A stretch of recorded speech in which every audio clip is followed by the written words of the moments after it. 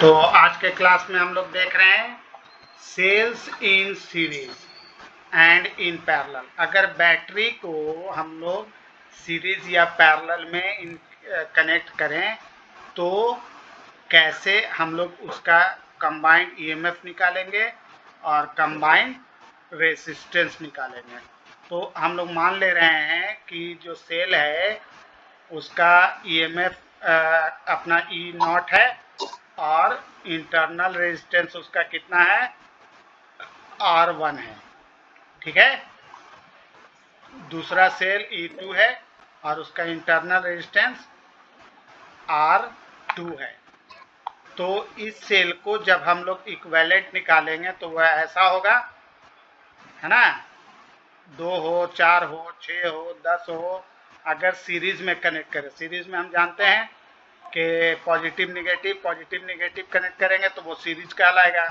तो ये देखो नेगेटिव है इधर, इधर पॉजिटिव है, पॉजिटिव नेगेटिव कनेक्ट हुआ तो ये हमारा क्या कहलाएगा, सीरीज।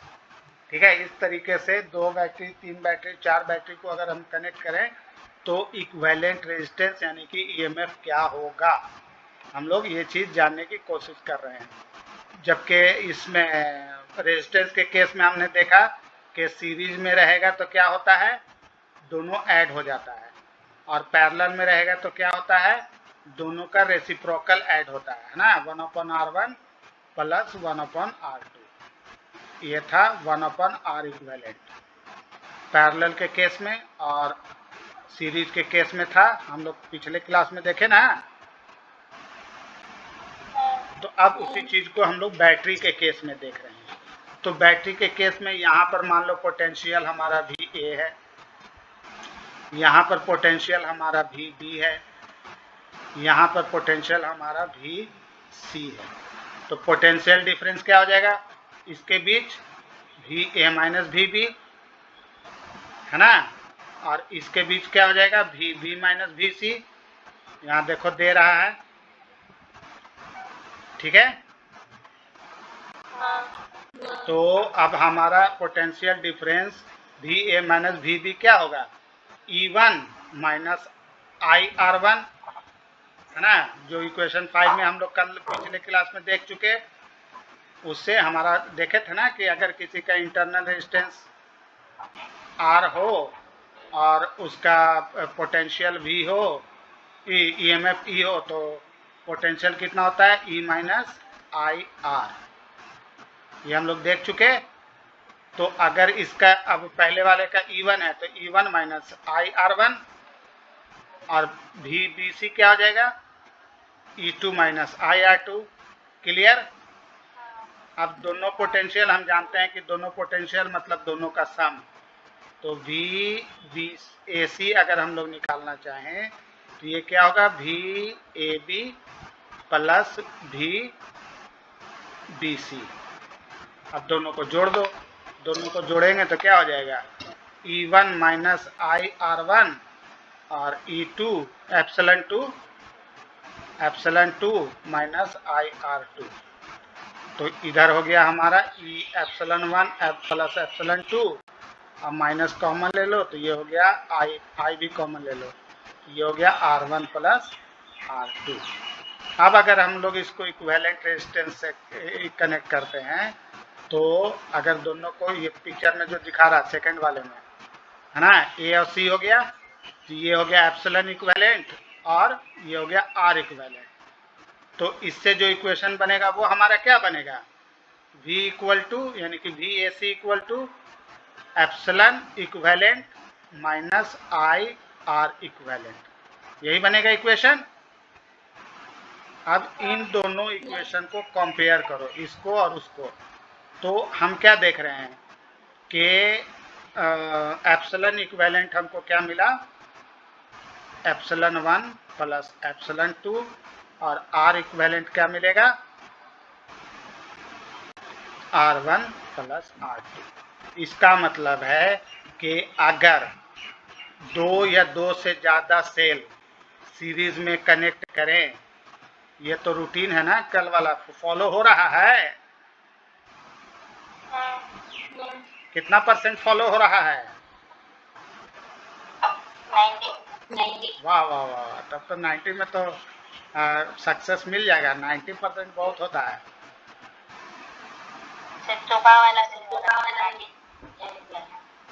कांची वाला नहीं हो रहा है।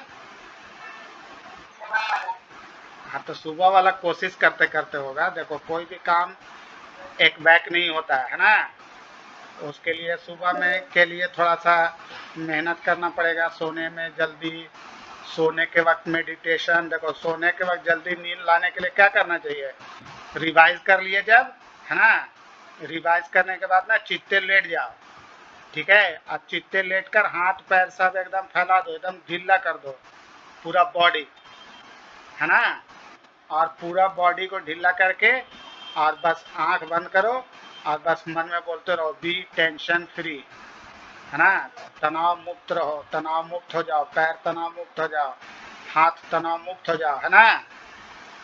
इस तरीके से बोलते रहो 5 मिनट 10 मिनट में। धीरे धीरे लगेगा ना सब एकदम शून्य हो गया, पैर हाथ दिमाग सब शांत। कुछ सोचना नहीं है कि क्या पढ़े हैं, बस खाली एक ही डायलॉग बोलना है कि तनाव मुक्त रहो, है ना। बस अपने देखे कि क्या 10 मिनट 15 मिनट में फट से नींद आ गया, ठीक है। कितना भी थकी रहेगी या कितना भी टेंशन रहेगा वो नींद को ला देगा, ठीक है। तो अब हम लोग टॉपिक पर आते हैं। तो अब याद रखेंगे कि अगर हम लोग एक से ज़्यादा बैटरीज को कनेक्ट करते हैं सीरीज में तो इक्विवेलेंट रेजिस्टेंस हमारा कितना हो जाएगा, इक्विवेलेंट रेजिस्टेंस यानी कि पोटेंशियल जो हो जाएगा वो कितना हो जाएगा, E1 plus E2 plus E3 plus epsilon 3, है ना, dot dot dot epsilon n, और ये हो गया एप्सिलॉन इक्विवेलेंट, EQ कर दो, और ये हो गया R इक्विवेलेंट क्या हो जाएगा हमारा, ये इंटरनल रेजिस्टेंस है ना, R1 plus R2 plus dot dot dot Rn, ठीक है। ये किसी भी n सेल के लिए हो गया, ठीक है। अब अगर कह रहा है कि अगर हम लोग कनेक्ट कर दें फिगर 3b में जो हम देख रहे हैं,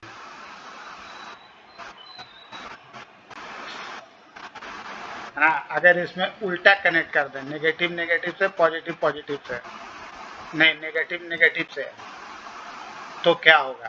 तो कह रहा है कि अगर हम लोग connected negative electrode of first to positive electrode of second, है ना, तो अगर उल्टा करते मतलब ऐसे कर देते कि ये क्या नाम है, negative electrode of first and instead of we connect the two negatives, है ना, अगर ऐसा कर देते हैं,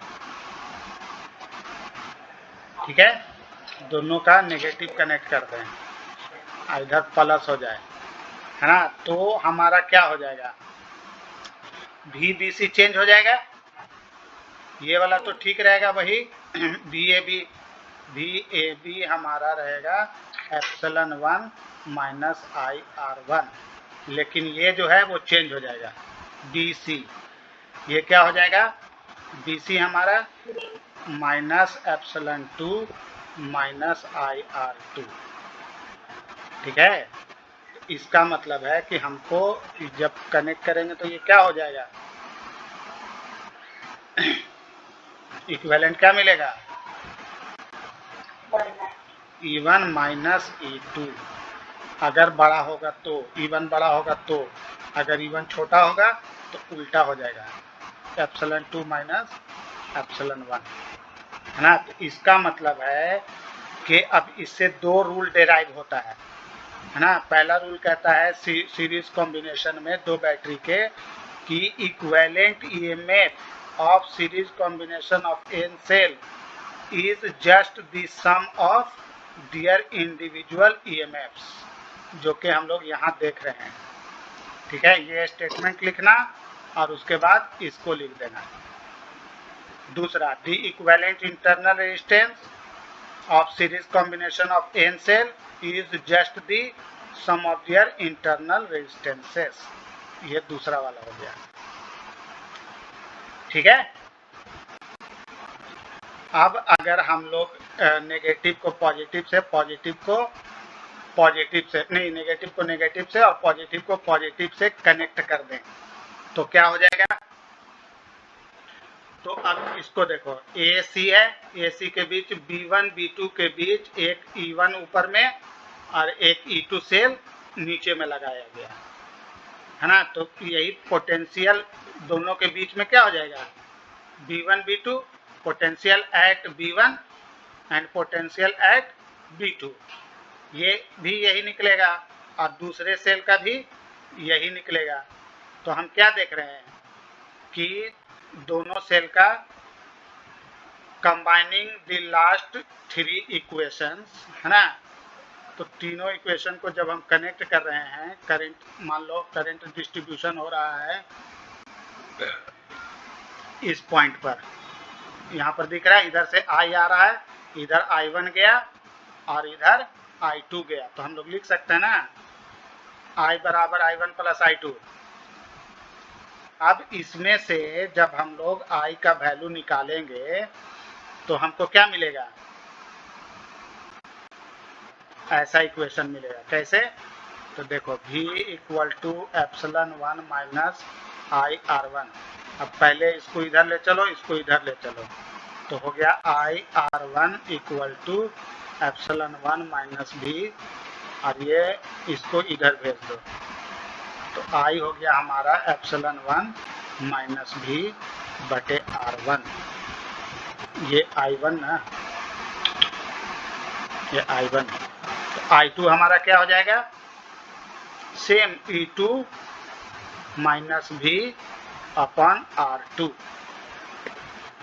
अब दोनों की वैल्यू को इसमें पुट कर दो, पुट कर दिए तो ऐसा बन गया। तो हम क्या देख रहे हैं कि हमारा ये इक्वेशन ऐसा बन गया। ये इक्वेशन तो समझ में आया ना कि इसको इसके नीचे भेज दिए, इसको इसके नीचे। आप दोनों को ऐसे लिख सकते हैं, देखो I equal to I1 plus I2। अब I1 की जगह पर रख दिया E1 minus V upon R1 और I2 की जगह पर रख दिया EMF 2 माइनस फोर्स बटे R2। EMF हम जानते हैं EMF फोर्स नहीं है, क्या है? पोटेंशियल है ना। कब का पोटेंशियल है? जब कोई करंट नहीं है तब का, है ना।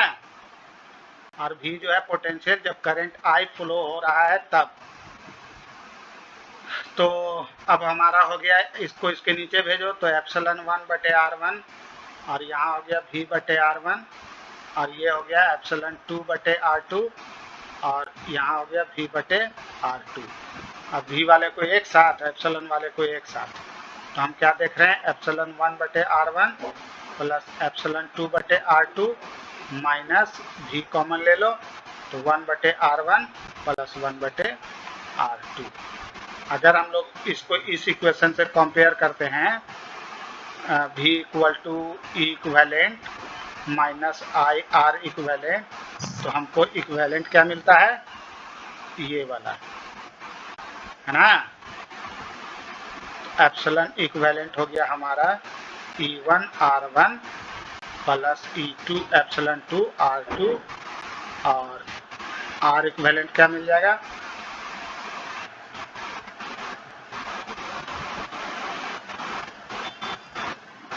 इसको ऐसे सीधा करके ये किया गया है ना। ये ऐसा है ना, ये I बराबर है, ठीक है। अब इसको अगर हम लोग सीधा करना चाहें I में कन्वर्ट करने के लिए तो इसको उधर भेजेंगे और इसको इधर भेजेंगे, ठीक है। तो ये सीधा करके ऐसे लिखा है ना। इसी चीज को ये समझ में आ रहा है कि नहीं आ रहा है? ई कैसे लिखा है?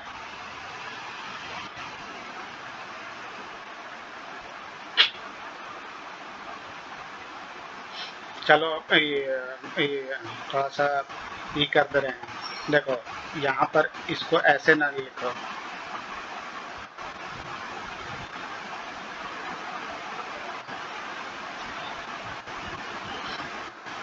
यहाँ पर हमारा हो जाएगा I बराबर 1/f equivalent epsilon minus V 1/r equivalent. अब क्लियर है ना? अब बस इसके बराबर इसको और इसके बराबर इसको, ठीक है? तो 1/एप्सिलॉन इक्विवेलेंट और ये हो जाएगा 1/r equivalent equal to 1/r1 plus 1/r2। हाँ, अब इसका एलसीएम लो तो देखो ऐसा आ जाएगा, ठीक है?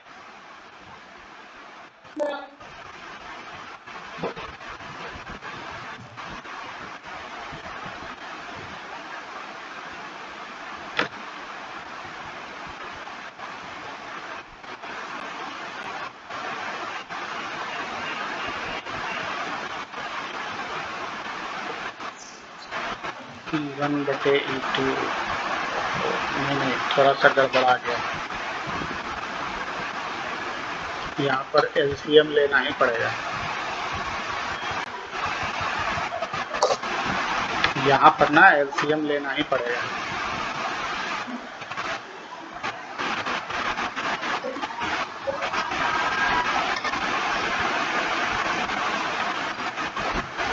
वैसा ही क्वेश्चन बनाना पड़ेगा, बना दे रहे हैं।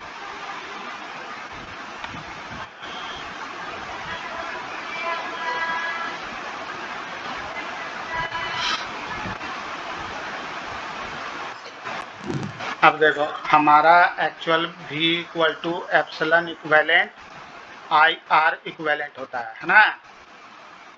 तो अब हम इसको ई करने के लिए पहले इसको इधर ले चलते हैं, है ना? और I को इधर ले आते हैं।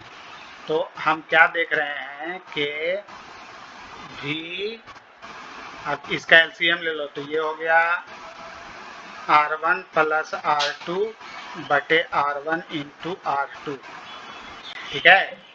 और यहाँ पर हो गया हमारा, यहाँ पर एलसीएम ले लिया तो ये हो गया epsilon 1 R2 plus epsilon 2 R1 upon R1 plus R2, और इधर हो गया क्या I, ठीक है? अब इसको ना ये वाले को इधर भेजेंगे तो इधर मल्टीप्लाई में इधर आकर डिवाइड में हो जाएगा।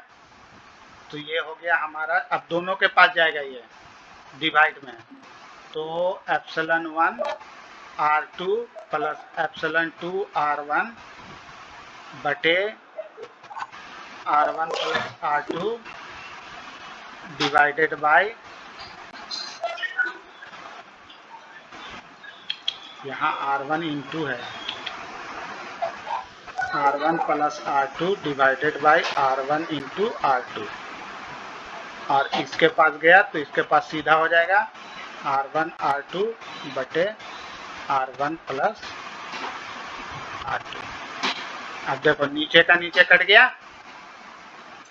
तो ये हमारा फाइनल बचा epsilon 1 R2 epsilon 2 R1 divided by R1 plus R2 minus I R1 R2 R1 plus R2। अब इससे इक्विवेलेंट करेंगे तो ये हमारा क्या हो गया, कंपेयर करेंगे तो निकल गया equivalent EMF in parallel connection, equivalent EMF in parallel connection E2 R1 बटे R1 प्लस R2, और इक्विवेलेंट रेजिस्टेंस कितना हो गया R1 R2 बटे R1 प्लस R2, ठीक है? अगर इसको उल्टा करेंगे तो 1/R1 R2 आ जाएगा, अगर ऐसा करेंगे तो 1/R1 प्लस 1/R2। ये हो गया equivalent resistance in parallel connection, और ये हो गया equivalent EMF in parallel connection.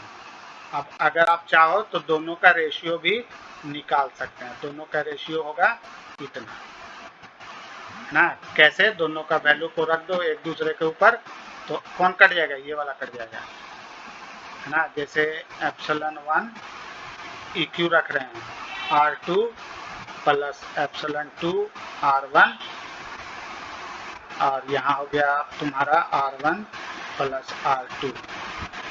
इसको दूसरा R इक्विवेलेंट कितना है, R1 R2 बटे R1 प्लस R2। अब कौन कर जाएगा, R1 R2 कर जाएगा, तो बचा क्या, E1 R2, और नीचे से इसको इसके नीचे भेज दो, R1 R2 plus epsilon 2 R1 R2। तो इससे ये कट गया और इसमें ये कट गया, तो हमारा इक्वेशन बन गया epsilon 1 R1 plus epsilon 2 R2। तो ये याद रखेंगे कि दोनों में ऐसा भी रिलेशन होता है। ठीक है, तो 3 फार्मूला हो गया, 1, 2 और एक 3। ये वाला भी याद रख सकते हैं।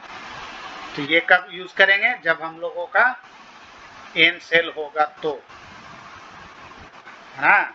एन सेल के केस में अब हम लोग इक्विवेलेंट रेजिस्टेंस ऐसे याद रखेंगे और दोनों का रेशियो इस तरीके से याद रखेंगे, क्योंकि ये याद रखना आसान है ना। वो वाला कॉम्बिनेशन तो याद रखना आसान नहीं है, तो ये याद रखने का। तो ऐसे केस में क्या करेंगे, पहले इक्विवेलेंट रेजिस्टेंस निकाल लेंगे, फिर ईएमएफ निकाल लेंगे और इसको इससे मल्टीप्लाई कर देंगे, तो इक्विवेलेंट ईएमएफ निकल जाएगा। ठीक है, अब आइए किरचॉफ्स लॉ। कल खत्म हो जाएगा।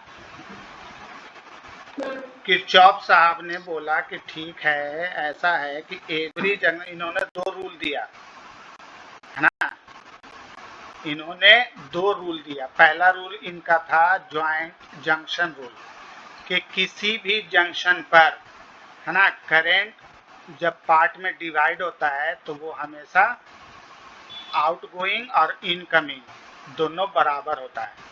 जैसे यहाँ से I3 जा रहा है, इधर क्या देख रहे हैं कि इधर I2 हो गया, इधर I1 हो गया, तो इस पॉइंट पर हमेशा I3 बराबर क्या होगा, I1 प्लस I2, है ना। At any junction the sum of current entering the junction is equal to the sum of the currents leaving the junction। ठीक है, किसी भी जंक्शन पर याद रखना है कि जो इंटरिंग हो रहा है, जो ये हो रहा है, जैसे अब यहाँ से गया, अब इधर से आ रहा है, यहाँ पर आएगा तो क्या आएगा, I1 ही आएगा, क्योंकि बीच में तो कोई जंक्शन मिला नहीं। इधर से आ रहा है तो इधर से क्या आएगा, I2 आएगा, तो फिर इधर कितना जाएगा, I3 जाएगा, है ना। तो यहाँ पर भी हम देख रहे हैं इंटरिंग है I1 I2 और एग्जिस्टिंग है क्या, I3, है ना। तो करंट इस तरीके से पूरे सर्किट में ऐसे दौड़ रहा है। एक रूल, है ना। दूसरा रूल इन्होंने कहा कि कोई भी लूप अगर बन जाए, है ना, देख रहे हैं ये एक लूप बन गया, क्लोज लूप, है ना, कहीं पर से रास्ता खाली नहीं है ना, एक ऊपर का लूप। तो इन्होंने कहा कि किसी भी क्लोज्ड लूप में algebraic sum of changes in potential, है ना, around any closed loop involving resistors and cells क्या होगा, 0, है ना। किसी भी क्लोज लूप में अगर पोटेंशियल हम सम करेंगे तो वो क्या होगा, 0 होगा। यानी कि डायरेक्शन के केस में जब जाएंगे तो प्लस लेंगे और अगेंस्ट में आएंगे तो माइनस लेंगे, है ना। तो ये 2 रूल हम लोग अब किसी भी लूप में अप्लाई कर सकते हैं। पहला रूल के जंक्शन पर करंट डिस्ट्रीब्यूट होता है तो वो बराबर होता है ना, ऐसे।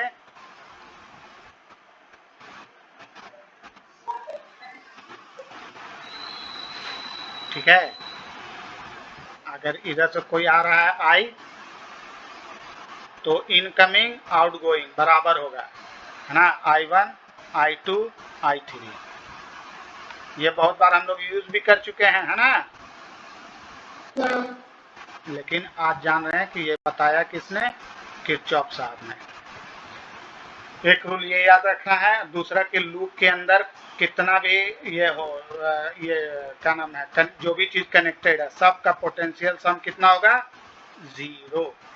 अलजेब्रिकल सम, वेक्टर सम नहीं। किसकी बात कर रहा है, अलजेब्रिकल सम की। जैसे यहाँ दिखा रहा है क्वेश्चन में, कह रहा है कि बैटरी एक 10 वोल्ट का नीचे दिख रहा है यहाँ पर कनेक्ट किया गया है, जिसका इंटरनल रेजिस्टेंस नेग्लिजिबल है, मतलब उसका इंटरनल रेजिस्टेंस आपको इंक्लूड नहीं करना है, ठीक है। इसको कनेक्ट किया गया एक क्यूबिकल इसे और डायगोनल वे में। डायगोनल मतलब एक कॉर्नर इधर का तो दूसरा कॉर्नर इधर का, ठीक है। डायगोनली इसको कनेक्ट कर दिया गया।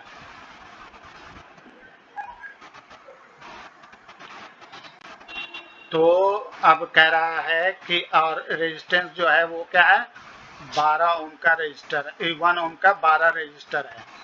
हाँ, तो आपको बताना है कि equivalent resistor of the network क्या होगा और current along each edge of cube क्या होगा, है ना।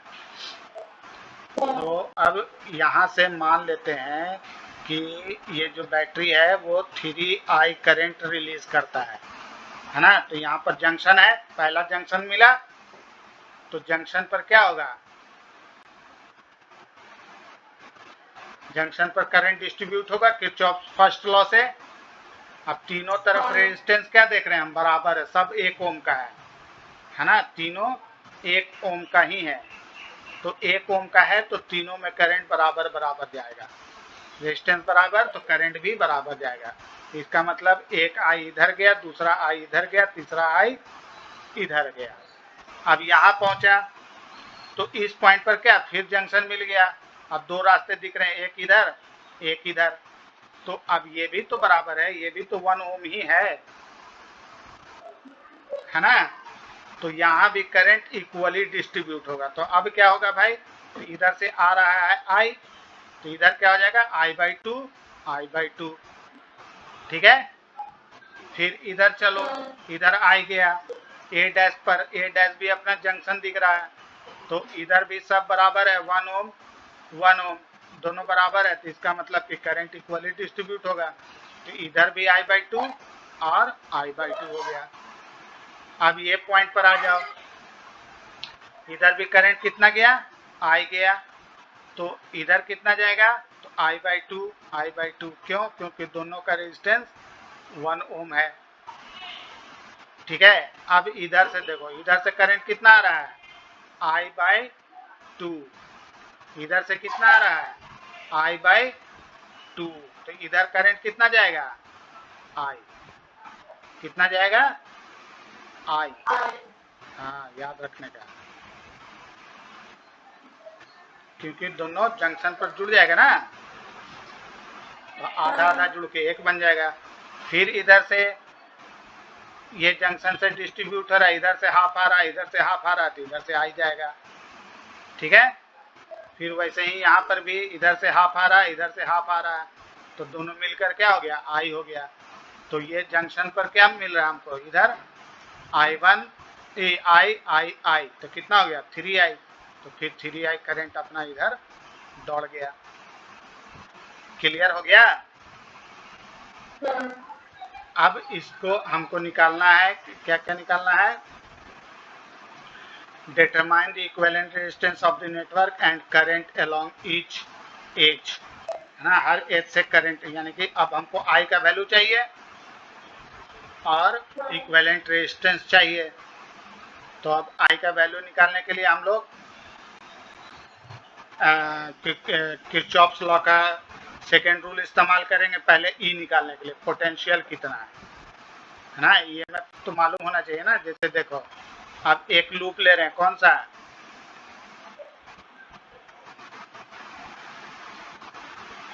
अब देखो यहाँ से A B C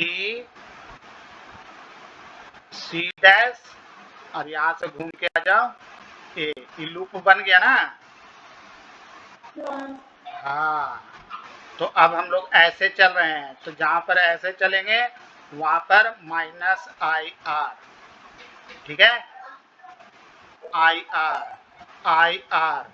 अब यहाँ पर क्या मिल रहा है, अपोजिट, है ना। जहां पर अपोजिट मिलेगा वहां पर क्या हो जाएगा,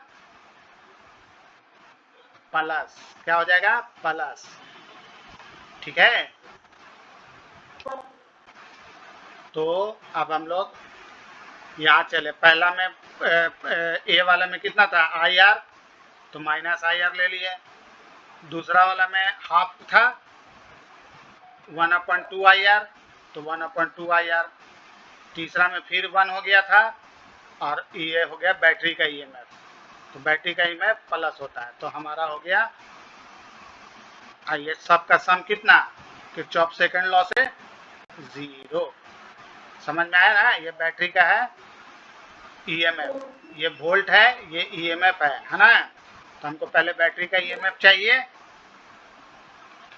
तो बैटरी का ईएमएफ अब इस फॉर्मूले से हमारा निकल जाएगा। तो बैटरी का ईएमएफ कितना आ गया, ये कैसे आया, समझ में आया, ये वाला इक्वेशन आए। हाँ, और ये कैसे वैल्यू आया, ये क्लियर हो गया।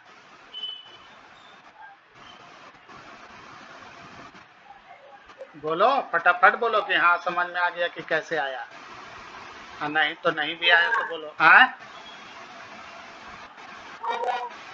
आ गया ना। हाँ देखो ऐसे करते हैं, ई बराबर ये जितना नेगेटिव है सबको उधर भेज दो, तो क्या हो जाएगा, आई आर बटे 2 और आई आर। अब आई आर कॉमन ले लो, तो बचा क्या, एक प्लस आधा, एक एक 2 और आधा 2.5, है ना, आई आर। तो 2.5 को हम लोग क्या लिख सकते हैं, 5/2 आई आर, ठीक है। तो ये इस तरीके से आ गया। तो अब हम लोग ईएमएफ हमको मालूम हो गया, करंट मालूम है 3I, पूरे सिस्टम का करंट हम लोग 3I कंसीडर किए हैं, है ना।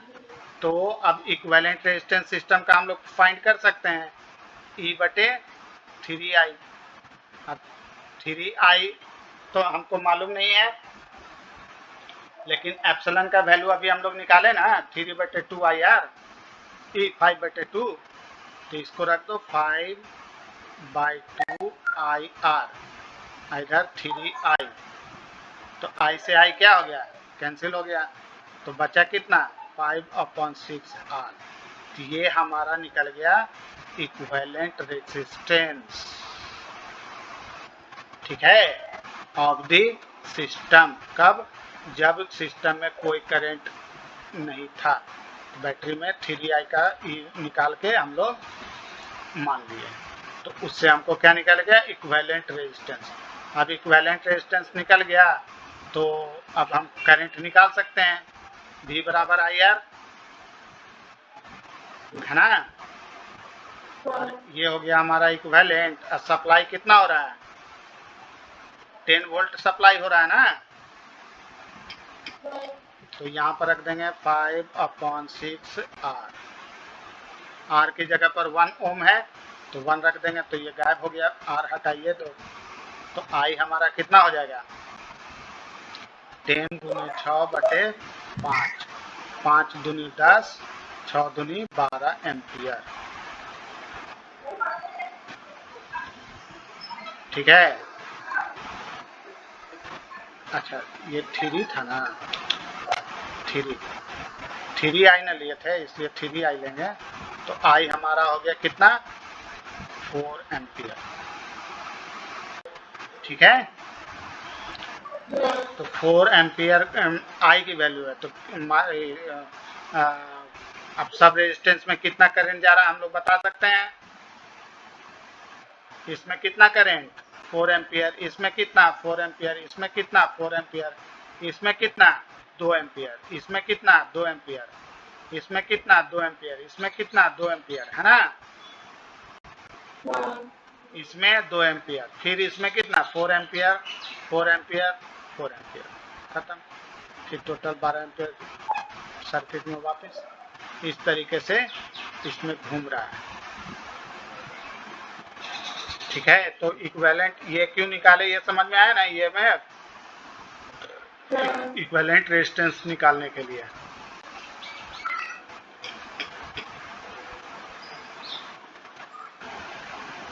चलो इसका तो अब दिमाग लगा के तुम लोग निकाल लेगी। आए determine the current in each branch।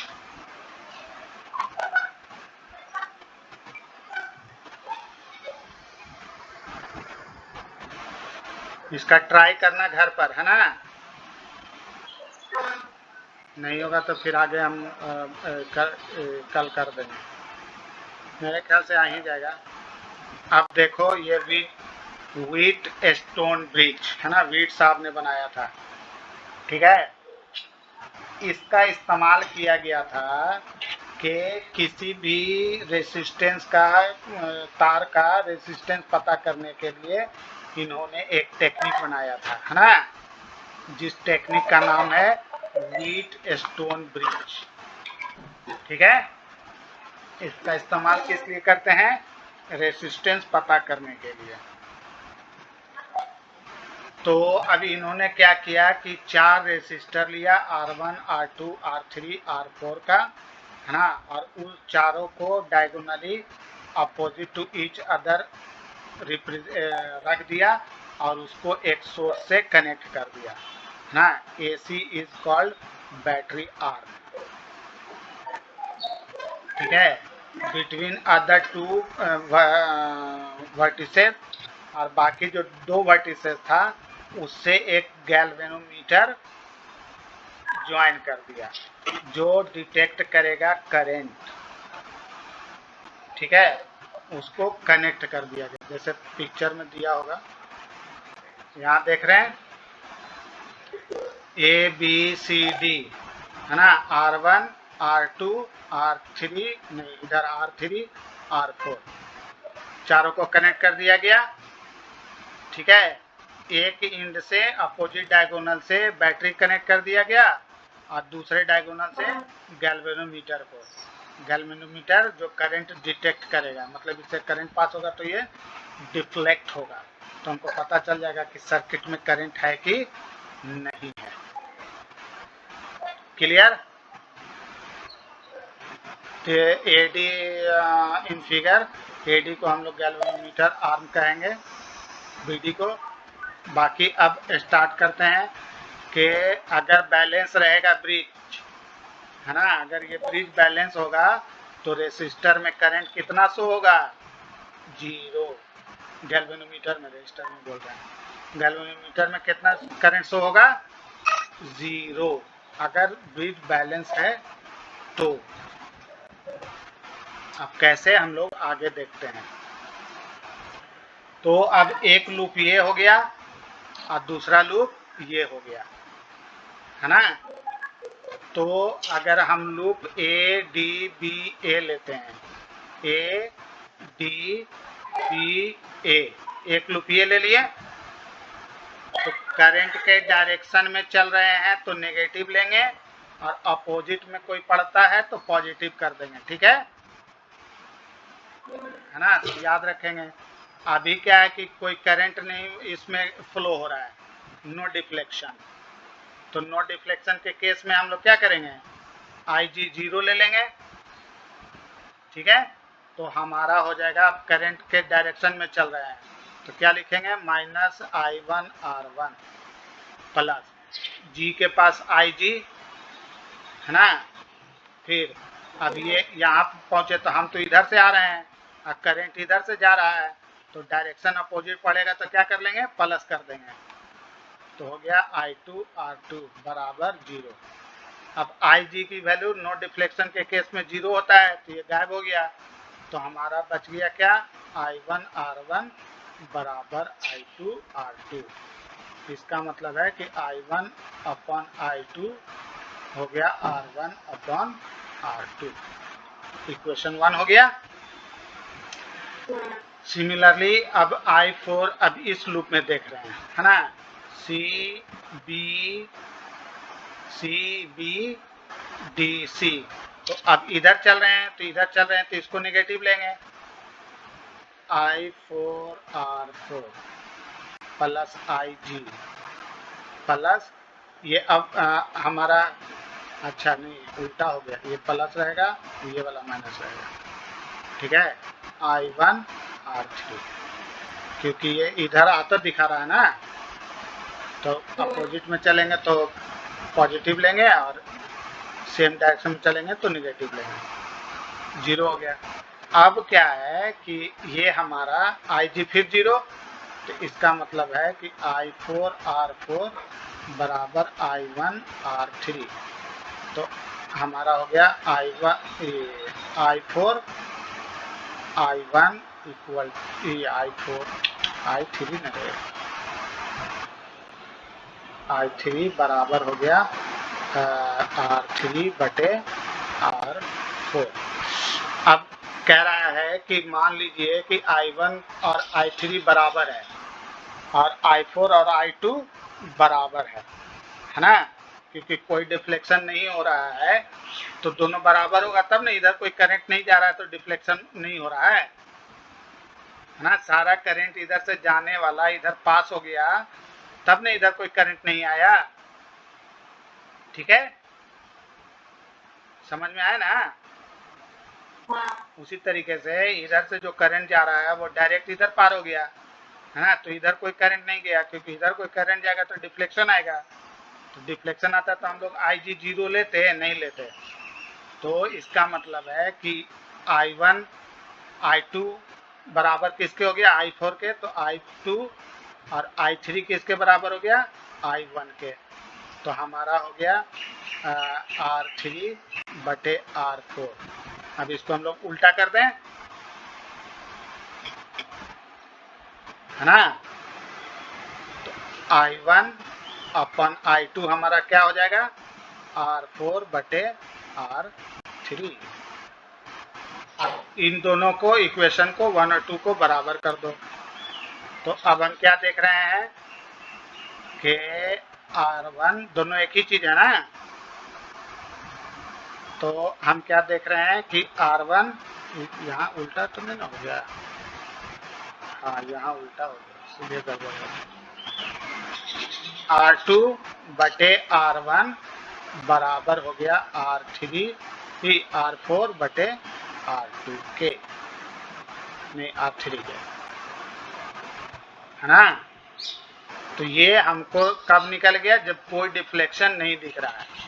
तो अब इसका इस्तेमाल ऐसे करते हैं कि मान लो कि किसी का हमको रेजिस्टेंस निकालना है कि इस तार का रेजिस्टेंस कितना है, तो हम लोग क्या करते हैं, 3 को नोन वाले को ले लेते हैं और एक गैल्वेनोमीटर लगा देते हैं और जिसका हमको मालूम करना है उसको कनेक्ट कर देते हैं, और फिर EMF को, बैटरी को ऐसा हम लोग अरेंज करते हैं कि इसके अंदर क्या हो जाए, डिफ्लेक्शन 0 हो जाए, है ना, 0 होगा तो ये चारों बैलेंस हो गया, इसका मतलब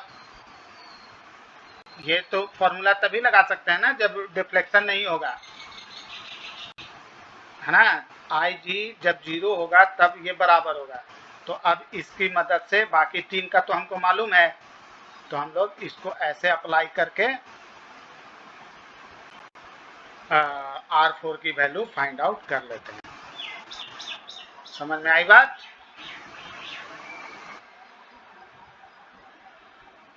क्लियर, याद है ना वो इलेक्ट्रोलिटिक सेल केमिस्ट्री में पढ़े थे ना ये वाला,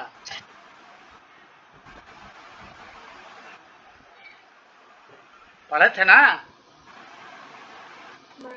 हाँ वही चीज है, तो वहाँ हम लोग लिक्विड के साथ किए थे, यहाँ सॉलिड के साथ है, तो अब इस रूल का इस्तेमाल करके आप अगर डिफ्लेक्शन रहेगा तो डिफ्लेक्शन ऐड करेंगे, नहीं रहेगा तो 0 ले लेंगे। कह रहा 4 arm of a wheat stone bridge have the following resistance this, है ना, तो कह रहा है कि इस तरीके का अरेंजमेंट दिखा रहा है, इसमें भी दे रहा है IG में, ठीक है। कितना डिफ्लेक्शन दे रहा है, 15 ओम इसका रेजिस्टेंस दिखा रहा है। तो हमको क्या फाइंड आउट करना है, 15 ohm resistance is connected across BD।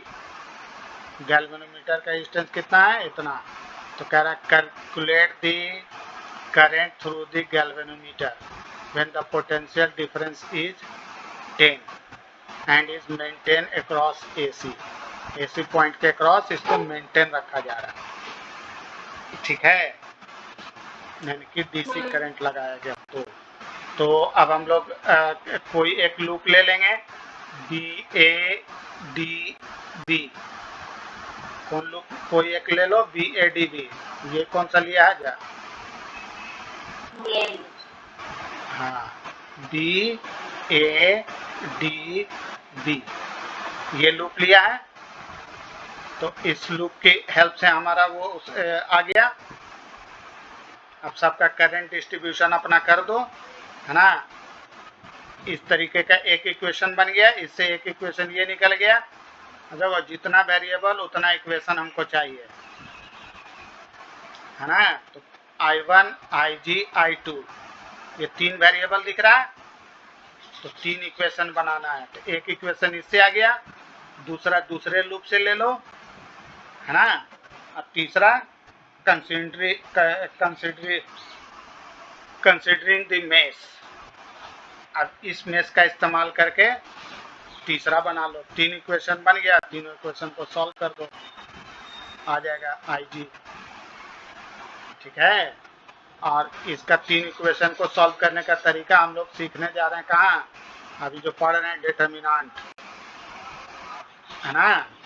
तो अभी आप लोग इस मेथड से ट्राई कीजिए, अगर नहीं होगा तो हम फिर डिटर्मिनेंट मेथड से सीखेंगे कि तीनों का वैल्यू कैसे निकालते हैं, ठीक है। उम्मीद तो है कि समझ में आ जाना चाहिए। ये एक दूसरे को पुट पाट करके काट कुट करके करने वाला ये है, ठीक है।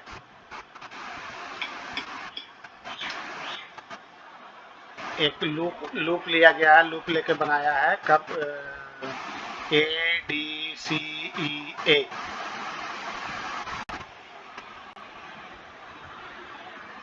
ADCE, इसको E मान लिया है ना, और फिर A। तो ये अपना क्लोज लूप हो गया। तो इधर आ रहे हैं तो नेगेटिव, इधर हो गया नेगेटिव, और ये हो गया पॉजिटिव, है ना, 10 वोल्ट। तो हम लोग ऐसे भी करते हैं कि जिधर वाला ये है उसको एक तरफ लिख दिया LHS साइड में, है ना, जैसे I2 60 प्लस, ये दोनों I2 प्लस IG है, I2 प्लस IG 5, अब बराबर में कितना, 10। बन गया ना ये वाला इक्वेशन, तीसरा वाला बन गया। ये तो वो अपना लूप 0 करके बना लिए, इसको भी वैसे बना सकते हैं ना। तो तीनों इक्वेशन को सॉल्व करने के लिए हम लोग, अब इसमें देखो, इसमें 2 है ना, 2 इक्वेशन। तो कुछ ऐसा दिमाग लगाने का कि जिससे 2 हमारा कैंसिल हो जाए और 1 आ जाए। तो हम क्या देख रहे हैं, कोई बराबर वाला होगा ही। जैसे I2 IG, इससे क्या निकला है, I2 IG, इस इक्वेशन से क्या निकला है, 12G, है ना। कुछ ऐसा दिमाग लगा कि 2 इक्वेशन बन जाए, 2 इक्वेशन बन जाएगा तो तुमको सॉल्व करने में आसानी होगा। जैसे किसको हम लोग लिख सकते हैं, 13 I2, यहाँ 12 है ना, 13 है, यहाँ 6 है, तो और IG है, IG 6 गो है। तो कोई भी आसान तरीका दिमाग में सोचो और बनाने का। अब इसको क्या करो कि 6 से मल्टीप्लाई करके इसके साथ कट करेंगे तो क्या हो जाएगा 2i1 पर माइनस 6ig i2 बराबर 0 और इस इक्वेशन को ले लो ये हो गया 13i2 प्लस प्लस i2 बराबर 2 है ना। अब इसको ये आई जी में है तब तो बराबर कैसे आ रहा है यहाँ i2 है यहाँ तो ठीक है। तो अगर इसको हम काटना चाहते हैं दोनों को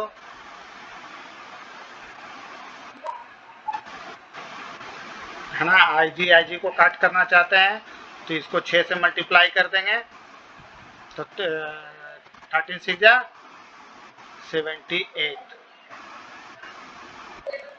और ये हो गया 6ig इधर हो गया 12 आप दोनों को ऐड करेंगे तो ये कट गया तो यहाँ हमारा हो गया 2i1 माइनस i2 कितना हो जाएगा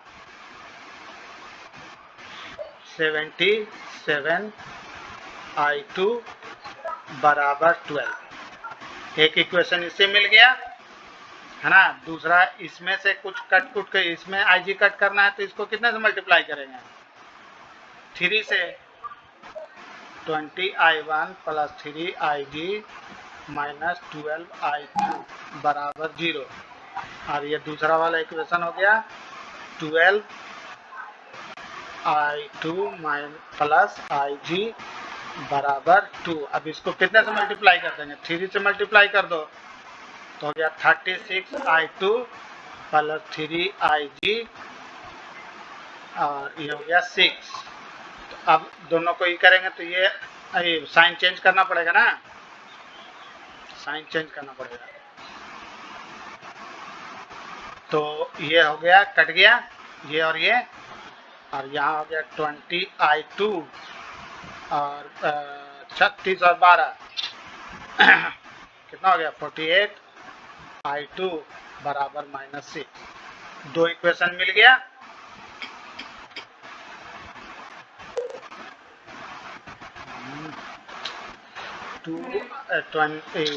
2i1 माइनस 77i2 बराबर 12। अब इन दोनों को कट करने के लिए क्या करना पड़ेगा इसको 10 से मल्टीप्लाई करना पड़ेगा है ना 10 से मल्टीप्लाई करके काट कुट करके आंसर ले आओ ठीक है। और नहीं तो सीधा रास्ता हम लोग सीखेंगे कहाँ 3 वेरिएबल्स को सॉल्व करने के लिए a1x plus b1y plus c1z equal to d1 है ना। अभी सीखेंगे हम लोग कहाँ डिटर्मिनेंट में हाँ इसको बोलते हैं system of linear equation in 3 variables. 2 variables का हम लोग कहाँ सीखे थे क्लास 10 में 3 वेरिएबल का सीखेंगे कहाँ क्लास 12 में। चलिए तो आराम कीजिए ठीक है।